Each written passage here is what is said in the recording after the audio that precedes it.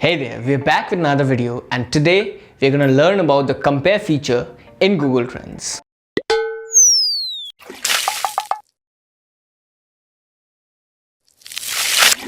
In previous video, we have learned the analytic features of Google Trends and how it can be used to validate our business. We took an example of wedding photography and in this video, we're going to continue with the same.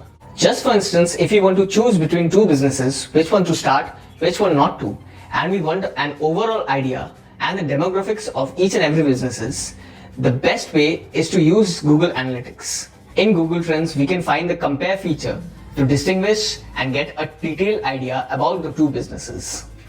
Go to Google and type in trends.google.com in the URL bar. Let's take a hypothetical situation. You are confused between wedding photography and catering business. So type in wedding photography in the search bar.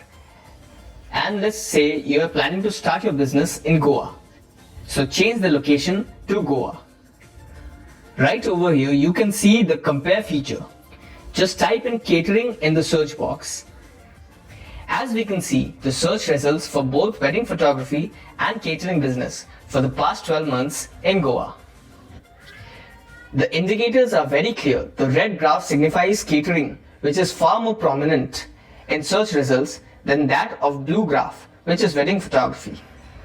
That's how you can compare the analytics and search results of two businesses. It is as simple as that. Hope you liked the video. See you all in the next one.